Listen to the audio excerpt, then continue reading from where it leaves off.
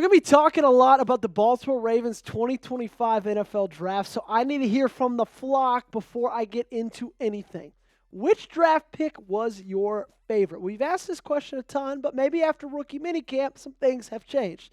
You let me know your thoughts in the comment section down below.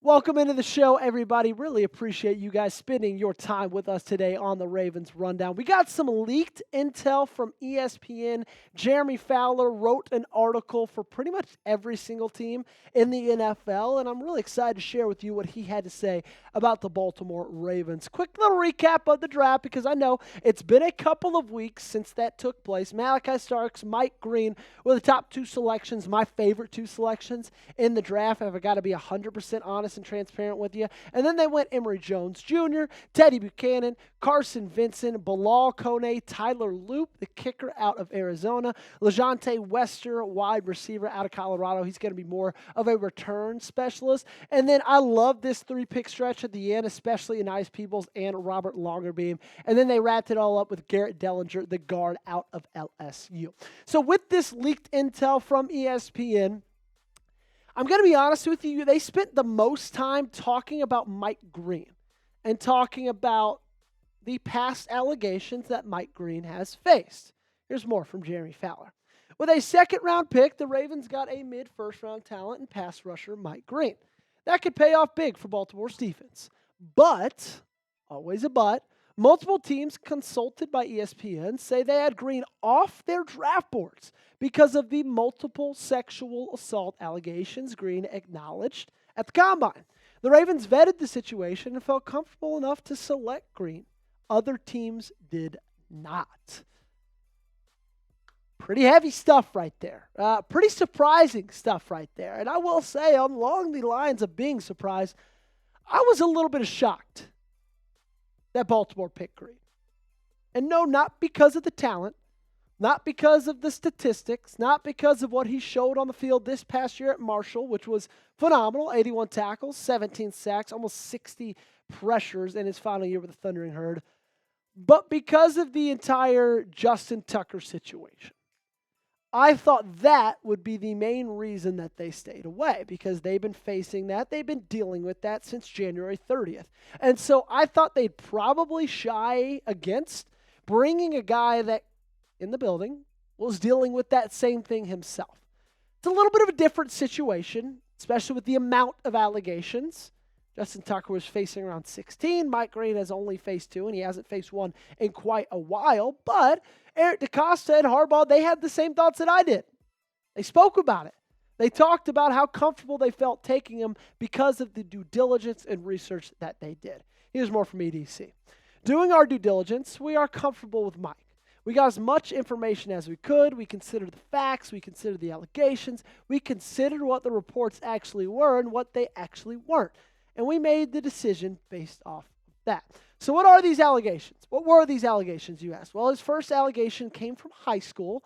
He was accused of sexual assault. He was never charged, and he admitted at the NFL Scouting Combine that he didn't do anything wrong.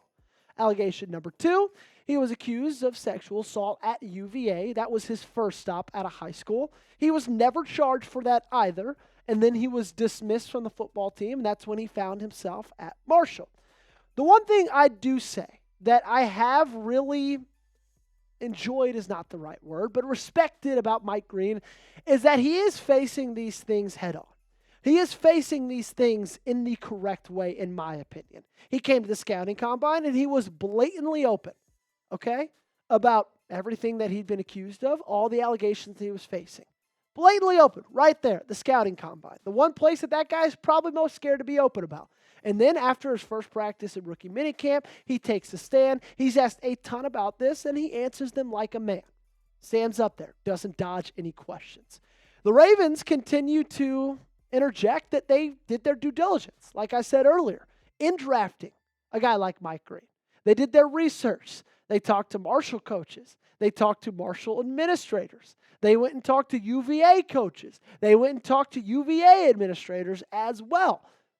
The one interesting thing I will say, though, with this due diligence that the Baltimore Ravens did is They did not talk to a guy named Andy Lynn. That probably won't mean much to you. You probably have no clue who that is. Well, that is Mike Green's high school coach. And he got talked to about 12 to 15 different NFL teams, he told a certain source. And Baltimore wasn't one of them.